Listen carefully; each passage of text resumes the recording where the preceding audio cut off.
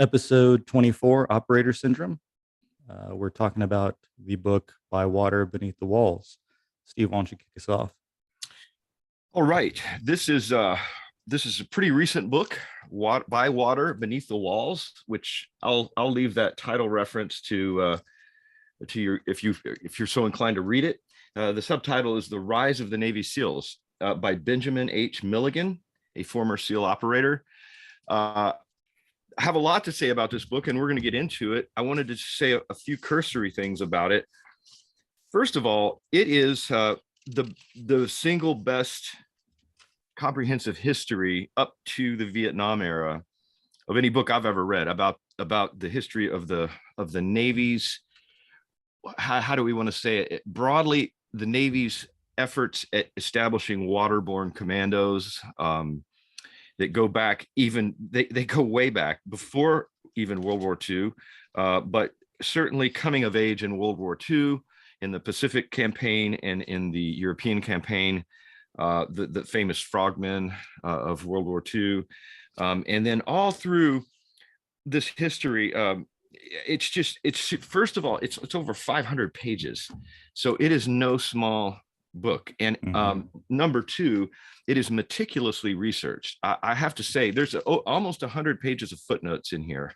This guy, I don't know if he has a research doctorate, but it's on that level of a scholarly text. I mean, that's what I do now for a living. Is I'm a professor and I have to write book reviews for publication, and I can tell you this is up there. It is. I would consider it a scholarly source, honestly. So it goes through, and I thought I would just throw out to begin with, because there's so much history here. A question that I think it was his mother or his grandmother asked him one time, and that was, what on earth are Navy people doing in the middle of Iraq and Afghanistan shooting bad guys?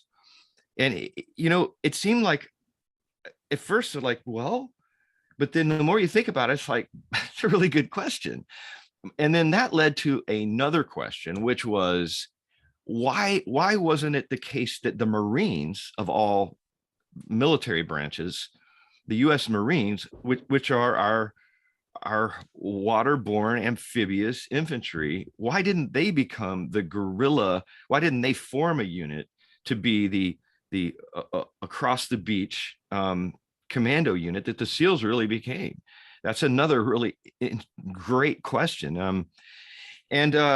So Patrick and I can get into this, but I wanted to sometimes I like to go to the back of the book, to the conclusion, to kind of bring to the fore where he's going with this. And I thought this is kind of because of Patrick and our past history in the military, Patrick being a Ranger and my being a SEAL, this kind of tied it all together. At the very end of the book, it said, in the decade that followed the Sontai raid, I won't go into all that, the ember of the Army's interest in direct action commandos was blown into a flame by the winds of world events. Namely, and this was a big one, I remember this, but I was a little kid at the time, included the failure of the West German police to rescue Israeli athletes from the clutches of Palestinian terrorists at the 1972 Olympics in Munich, and the successes of the Israeli commandos in the Yom Kippur War. Then again, in the rescue of 102 hostages from their hijackers at Entebbe. That was in Africa. That was one of the most successful raids ever, and hostage rescues. As these winds were blowing, the U.S. Army responded by establishing units whose capabilities bracketed those of its special forces. First to be formed was the 75th Ranger Regiment. Hello, a project of Army Chief of Staff and General Crichton Abrams. And then he goes on to talk about other elite units. So there's Patrick's. I mean, the Rangers go way back, even into the Revolutionary War, with the name and different people like Darby and Rogers and all of that. But it's just funny to see how the history and okay, one more thing I'll say, and then we'll get, I'll give some air in the conversation. The comment was made by Milligan in one of the concluding statements in the book that one of the toughest things we always had to deal with, and I'm talking all special forces, special ops units, was the fight with bureaucracy. And the fight, and we still have this, the fight to free us from the bureaucratic chain of command that really doesn't know how to do what we need to do, but they're always wanting to micromanage and breathe down our necks. And because there were all these false starts along the way, it really is a history of entrepreneurship, of units being and savvy commanders or officers, junior officers, a lot of times, or mid-level, who could sell an idea to the brass. And so it was really an entrepreneurial thing to see how the UDT merged into the SEALs, who really came of age as modern guerrilla fighters in Vietnam. And that's where we cut our teeth as like hardcore operators on that level. So anyway, fascinating book. I highly recommend it if you're, especially if you like history, you like naval history, and if you like spec ops. This is really an indispensable. And I have a whole shelf full of books on just special operations. So anyway, without further ado, what did you think, Patrick? I agree with all that. Yeah, it was a fantastic book. Um, if you're into that type of literature, 100% go. If you're not into it, go get it anyways. Yeah. Support your veterans. It's a great book. I'm a layperson when it comes to academic research, but I could even tell this is thorough. Like, Right. this is obviously very well done, um, and it's dense. It's Mhm. dense in the sense of there's just a lot of great information there. Um, but even from a writing style, he managed to make it interesting. He told stories. He brought in first person perspectives. It isn't a dry. What I would say is it's dense, but it's not dry. It's not like, Yeah. what is it? David McCullough, Yeah. 1776, which is I like that. I like that book. I enjoyed it, but I know that's not for everybody. This is Mhm. not that. It is by no Yeah. means dry. It's exciting. If you like special operations and you're interested in how things went down in the early years, great book. Yeah. Absolutely great. So go out and get it. Um, Man, where to even begin? One Yeah. thing I do have to say, which you alluded to, and I don't know that the book did the best job of making it crystal clear. So as a representative of the Ranger community, I'm forced to make this. I'm forced to make a I'm forced to make a clarifying statement. Hmm. That in terms of who is the oldest special operations unit, Hmm. the type of unit, it's going to be the Rangers. I'm sorry for everyone Yeah. else. That Yeah. doesn't mean anything other than the Rangers are the oldest, but that's a Yeah. fact, Oh, right? yeah. Going back to, you said revolutionary days, back to then the colonial times, even The at the time the French and the Indian French and Wars, Indian War. Yeah. Major Robert Rogers, his Rangers. Yeah. You know, you can find old examples of advertisements where Captain so and so is raising a company of rangers to fight the whoever. So I'm going to go ahead and make that clarification, because there are a couple points in the book where I think Ben does what SEALs do best, and pokes at the Rangers a little bit to ruffle Haha. our feathers, specifically on page 212. And if he Two. hears this, he knows what I'm talking about. Um, I but gotta I'm check. you gotta bend the I page. gotta fact check my Navy brother here. No, What was it? but it, it's small, it's petty, but it did Uh-huh. what it was supposed to do, which was to get under the skin of a Ranger. He talks about the early years of the Rangers, and then he's got a sentence where it's like, and the Rangers say that they go back to back to those times, but they didn't really. And then he just continues on. So that's Oh, all. right. That's just all in good fun. But yeah, very interesting. Man, Yeah. again, where to even start? The first Mm. premise you were talking about, which is, why are the SEALs in the Navy? Why aren't they part of the Marine Corps? Right. That's also, living in the modern times, and especially, well, again, there's so much to talk about. Post Special Operations Command, post Desert One, and when the Special Operations Command was created, Hmm. and that's the world we're living in now. Yeah. And it does feel very organized. It feels like Yeah. everyone has their main duties.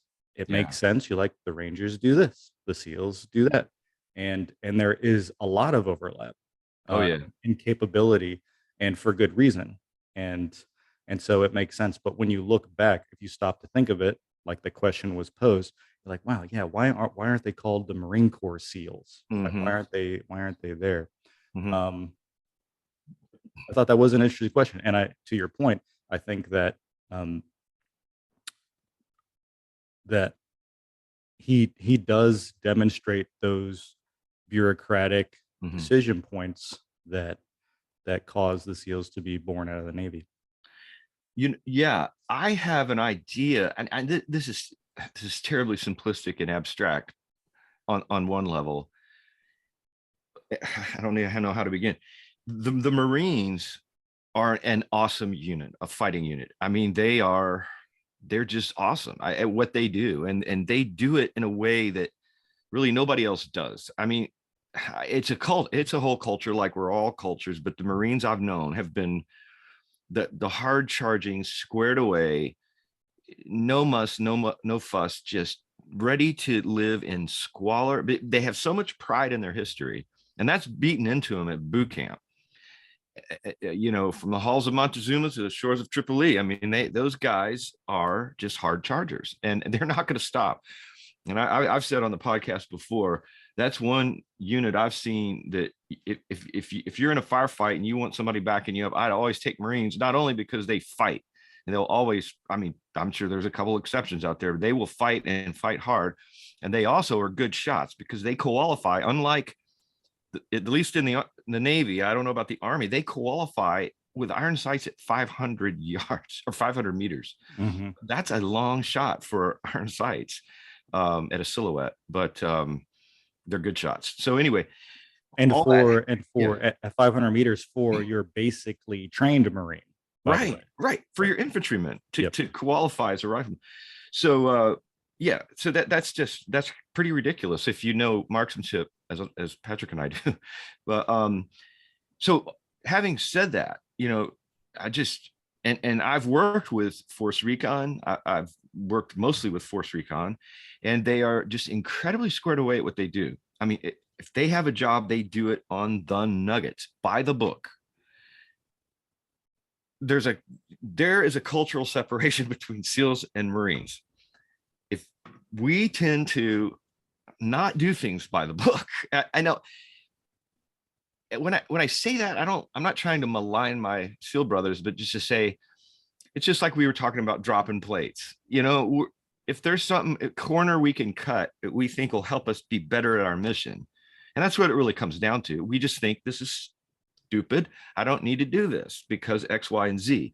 That may or Mm-hmm. may not always be the case. Sometimes I've made some really boneheaded moves before trying to cut a corner that I shouldn't have done that. And I got lucky that it didn't backfire on me.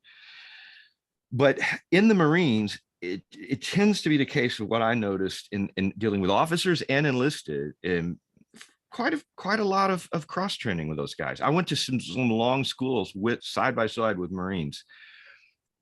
They are locked into doing it one way, and it's a good way. There's nothing wrong about it. It's just they're locked in, and this is the way we do it, and this is who we are, and this is what we do. Whereas a lot of the players that Milligan documents in the Navy, in naval history, both enlisted and officers, tend to be outside of the box thinkers. They're like, okay, we got a boat here, we got some fins, we got a knife and a mask, and we got to get this job done. And it's a real kind of think outside. You got to think on your feet kind of stuff. And I want to say too with that, and I'll throw it back to Patrick, that man, reading about what some of these guys did in World War II makes me feel like a big sissy. I mean, I didn't do anything like what these guys. I mean, they were some hard men, and some of the stuff they did, I just sit there and shake my head and go, I don't know how on earth they were that tough. So kudos and bravo Zulu to my World War II ancestors. That we had a tendency sometimes to kind of look down on UDT, not really look down, but say, oh, that guy was UDT, wasn't a SEAL. And boy, if there's one thing this book did, it erased that stigma or that tendency to look in any way down on UDT, which I never really totally did, because I always looked at them as our ancestors. But man, they were hard, and that's, I'll just leave it at that for now. To your one point about past conflicts and measuring yourself against them, I couldn't agree more. World War II, absolutely. For me, though, I think about if I think about any conflict in the history of the United States, at least, World War One is the conflict that just nothing I did or that anyone did in the last 20 years. I'm sorry, but it doesn't compare to the type of suffering, the type of suffering that those folks went through. Yeah. You know, like there's Dan Carlin, I think is his name. He's got a history podcast. He did a whole series on World War One and just absolutely unbelievable, Yeah. right? So but I feel you. There is always a compare. You're always comparing yourself against what others went through, because at the end of the day, didn't we all do this to measure ourselves? And Right. so there is a part of it where we continue to measure ourselves. Like, okay, what did I do? Okay, I showed up on a built up fob somewhere in a country Yeah. we'd been in for a few years. After a mission, we played Halo on an Xbox, and then I hear about the Somme, fighting in the trenches, the type of shell shock that when you just Yeah. Oh, I had it's, a they would have like my combat experiences would have been like time off the line. It would have been R&R for them. yeah, yeah, yeah. Oh, me too. Yeah. And I didn't see near as much combat as Patrick did. Gulf War was just like, what was that? But yeah, I mean, yeah, it's really hard to wrap your head around how hard these guys were. I mean, I can't fathom it. I like to think I could rise to the occasion, but I honestly, God, don't know how. I don't know how. Yeah, I don't know. I don't know that, I could face no man's land full of barbed wire and artillery explosions, and then someone's behind me blowing a whistle telling me to move forward. That's tough. That's Yeah. tough. But to Anyway, but to get back on, so that's the one part. To get back on track, yeah.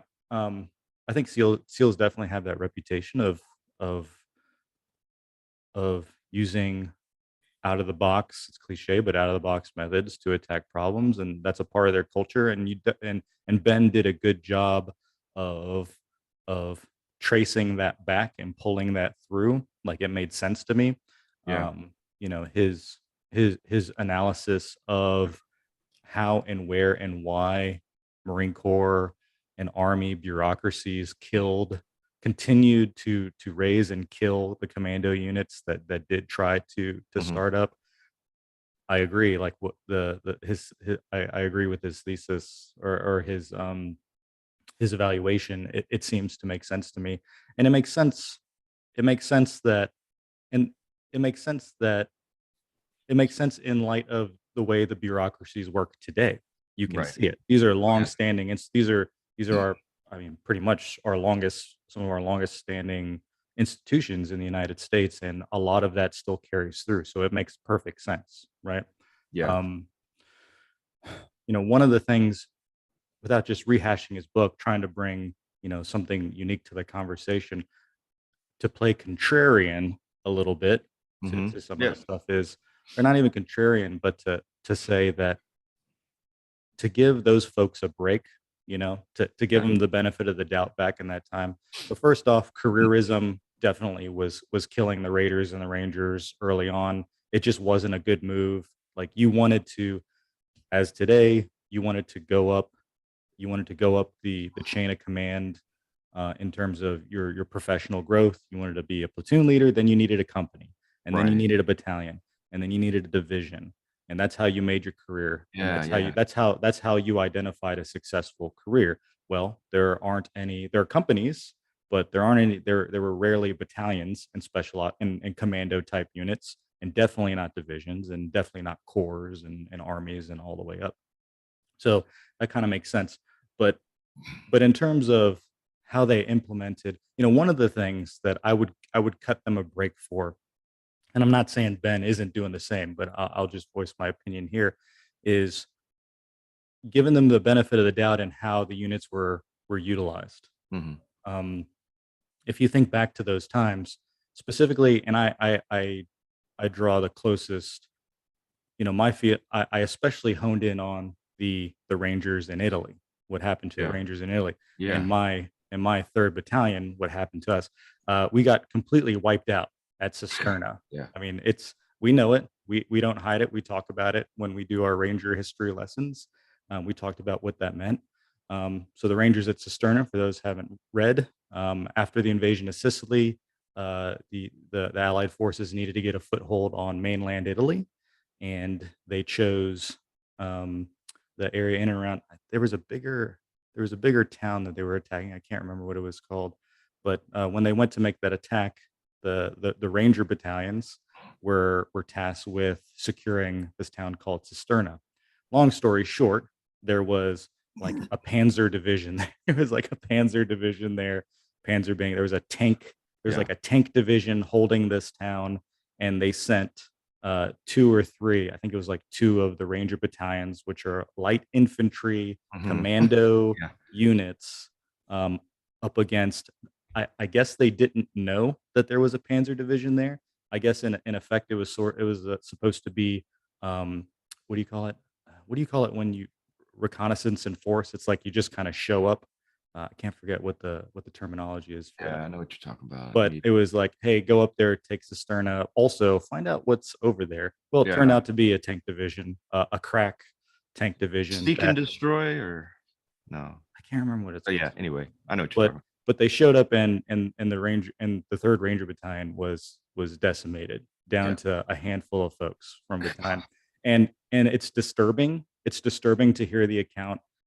It's 100% the wrong implementation of the unit, Yeah. Yeah. um, and a lot of folks died, and it was a tactical mistake. Yeah. But again, I think back to, if you look at those commanders, if you look at the commanders who were making those hard decisions about who to send in to fill what gaps, you could almost see their logic. Okay, Yeah. so we have here are the Rangers. They're a crack. They're a good outfit. They've done some good things in North Africa, right? They helped take over Africa, and maybe they did some good things in Sicily. And why wouldn't I put one of our best units up to fill the line and to accomplish this task? By the way, they are a battalion size, right? Right. So they must be interchangeable with an infantry battalion, which is what Ben sort of says. Like, Right. often what would happen is they would Yeah. just look at the size of the unit and just say it's a 1-for-1. It's an infantry Yeah. battalion. Yeah. So let me use them that way. Right. Um, and then again, just putting yourself back in that time. I mean, you're dealing with the Nazis, right? Yeah. You're dealing Yeah. you're dealing with, I mean, they were taking over the world, right? So put yourself in the shoes Yeah. of the strategic commanders and what they were attempting to do, trying to get a foothold in Italy. It was a tough fight all the way through, and you might excuse them for using the commando units inappropriately. Yeah. Um, and along this line of thinking, I'd say the same thing in the Korean War, because Ben Mhm. gets into that, right? So you had these Ranger companies again. Um, the combat then was nothing like it is now, right? Right. So there Yeah. would be hordes, hundreds, thousands of enemy troops storming hills, and you're in a fight. And if anyone knows anything about the Korean War, we fought up, we got beaten all the way back Yeah. to like the end of the Korean Peninsula, and then had to fight hard to Mhm. regain that ground. One could excuse strategic commanders for saying, like, dear God, is there anyone with some competency? Fill a line, get us a win. I need a win. Yeah. Um, and you know that's one of the takeaways that I had. Yeah. That's a good one. Um, yeah. One of the things also that Milligan mentioned, and I saw this in the culture when I served in the SEAL teams, was that there tended to be a push toward empowering all of the fighters in a unit to plan, not just. See, this is something that would, I think, I don't know, because I don't know really what modern MARSOC does. I mean, I know they're part of the U.S. Special Operations Command, and they're elite fighters, and that's a Marine Special Operations Command. unit. Uh, so they may be doing some of this now, and I don't know, but back in the day when I would work with Marines and talk to Marines, it was always top down. Here's what you're doing. It's coming from above. Do it. Go execute.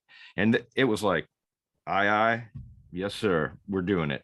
And we're doing it by the book. And for better or for worse, sometimes it wasn't too cool what was coming down. Other times it was. But once the order came down from above, it was the soldiers executed it. There was no questioning the chain of command at all. In the teams, we would plan. I mean, in the Gulf War, we had an operation that my platoon commander, Tom Dietz, he took myself and Bruce, the other sniper, and he said, we need sniper support on this. You guys plan it. Here's what we're doing. Here's our target. Here's what we're doing. You guys plan this. You tell me how you're going to do it. I mean, and then it was like Bruce and I were like, okay. But it also empowered us. It made us want to really perform well for our platoon commander, because he's given us a lot of power. He could have told us, do this by the book, and we would have to say, yes, sir, we'll do it. And he's our commander. But it was more of an egalitarian. So Milligan brings that out, that early on, and especially in the operations in Vietnam. And I tell you, that was my favorite part of the book. It was toward the end. I mean, it was all good. It was all just really a lot of knowledge and much that I didn't know. I was more familiar with the Vietnam section because I worked with guys who were in that era. We overlapped. They were becoming senior by the time I was an operator, but they were there and they had the stories. And one of the characters he mentions, Roy Dean Matthews, he is one of the most colorful characters I have ever met. I met him at Orlando, Florida at boot camp.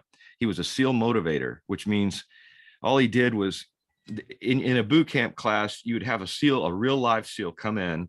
I remember the day I saw him, I was like, oh my God, there's a SEAL, because he's got his trident on and he comes in, he goes, all right, boneheads, anybody want to go scuba dive and jump out of planes and be a badass? And you know, there about 5 hands went up, including mine, because I had already joined with that in my contract. And then he would go on to give you the run, swim, pull up, push up, sit up test to see if you could go onto buds. But this guy was legendary. I mean, and he talks about some of what Roy Dean did. At 25, he and another guy who were in a contest to see who could kill the most Viet Cong. And I mean, there was a story of him. I just have to say this. This wasn't in the book, but a guy who was in his platoon said he was he would. They got into so many really hairy brushes in Vietnam. They were in the jungle, and Roy Dean he was carrying a stoner machine gun, which is kind of like a saw, a modern day saw. It's a cartridge belt fed, and he set it down and was going to the bathroom, number 2, taking a dump. And this a Viet Cong was coming right for him, he out of nowhere. And he looked over at his stoner and just grabbed a K-bar and just got the guy with his knife, just knifed him to death. He didn't have time to grab his gun. And he's like, he goes, later we were all buying him beers. We were like, dude, that's pretty intense. But he was a character. And there are some stories that I don't know. So I'm not going to go there because I don't know. A lot of it was secondhand, but man, he came to our SEAL team one time, and I remember he pulled some pranks. He just didn't care. He had no fear. He was a master chief at the time, and one of the toughest, toughest dudes I have ever seen. And I'm still in awe of the guy. Anyway, I kind of digress a little bit, but just the lot of cool stories, and the Vietnam era was really, I thought, really enlightening, and early Vietnam era too. It was early days, but and I like how Ben showed some what's the right word, academic honesty, literary honesty, because he talked about, because he's not definitely not shy talking about how the Marines screwed up in history and how the Rangers screwed up. He's definitely not shy about that. But and that would have been one of my gripes for this episode up until I got to the point where he talked about the transition from the UDTs to the SEALs, and he showed some honesty and integrity there, and highlighted some of the issues that were a part of that transition and Okay. part of those initial, I guess, deployments into Vietnam. So, so props to Ben. Great book. You all should get it. I guess one of the last kind of random points that I thought was interesting, something that I learned or something that clicked for me in the book, going back to again, why the Navy? Why are the Mhm. SEALs in the Navy? Why is that capability, that amphibious commando? Well, you know what? I guess the Marine Corps reconnaissance folks and the Raiders might disagree, but according to popular popular sentiment, the SEALs are where that capability rests. The amphibious commando Mhm. capability really rests. Um, and he described how the Navy works in general. So the Army and the Marine Corps, they're combat organizations. When there is no combat, they are preparing for combat. Mhm. But often what comes along with no combat is a reduction in Mhm. your budget, reduction in the Right. attention that is being paid to you. Whereas the Navy is got a full-time job, combat or not, Yeah. because they're always serving a force projection Right. capability, even in peacetime. Yeah. And some could say that the Marine Corps also has that, but it's just if there is no combat, the Marine Corps capabilities are atrophying at that point. Yeah. And so especially the UDT were a unique capability because the focus was on, the hydrographic reconnaissance, Yep. understanding what was underneath the water, and that's not just enemy obstacles, that's natural Yeah. obstacles. And Yeah. so he was saying, essentially making the point that, okay, the reason why the Army and the Marine Corps continued to disband these commando units after Right. every war was, first of all, that was tradition. That's just always what happened, going Yeah. back to the colonial days, right? Like, okay, Revolutionary War is over. We don't need the Rangers. Goodbye. Right. Like, we can't even afford a conventional army. Why are we Yeah. going to maintain a Ranger Yeah. company?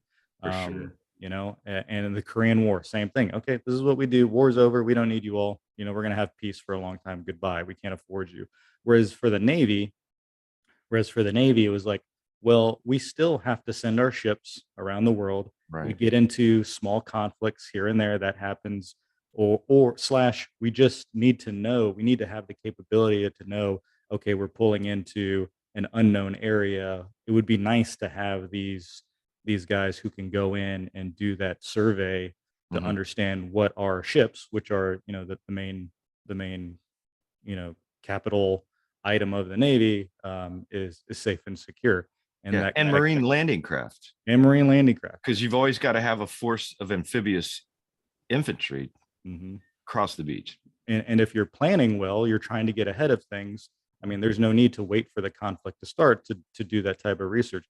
So the UDT were really the Yeah. vehicle by which I think is really what happened. That capability Yeah. withstood combat or no combat, and then in Vietnam, when the SEALs, which were a separate thing, and I learned a little something there about how I kind of assumed that all I don't know. I thought all the UDTs just like sort of with the snap became SEALs. Yeah. I didn't know that they maintained both for a Mhm. while, That's right. and that only a few UDTs turned into SEALs, and so that was interesting for me to learn. Yeah. And you were talking about that earlier, but in Vietnam, when the SEALs, you got to hand it to them, they did some legendary stuff there, and they made a name for themselves, and essentially that's probably how they were rewarded with the standing that they have today. Yeah, I agree. I think that's it. One other just quick thing I would insert in addition to, I think that's exactly right. The UDT, they always had to maintain that force because we, at any time, if a war kicked up, we had to be able to land Marines, and the UDT was the bridge to do that. One of my former platoon commanders, who's now a 3-star admiral, or maybe four by now, Colin Green, a good friend, and he's at US SOCOM now, from last I heard. He told me one time, we were just one of those times when you have a lot of time to talk, sitting around the platoon space. I said, what? the SEALs, this, that, whatever. He goes, he knew high level military planning. His father's a senator, was a senator, I believe, or member, a congressman or something. But he's a Naval Academy guy, and he knew big level blue Navy, big Navy parlance. And he says, Steve, what you got to realize is we are relatively cheap. He goes, you know what one F-14 Tomcat costs the Navy? It was like, I don't know how many, it's like 30 million, $40 million. He goes, you know how many SEALs we could support for one fighter aircraft? It's ridiculous. So we are relatively cheap and force multiplying value added soldier. That again, in Vietnam, when we came of age, we kind of really came into our own. So I guess that's it. All we got for by wind, by water beneath the walls. We'll catch you all next time.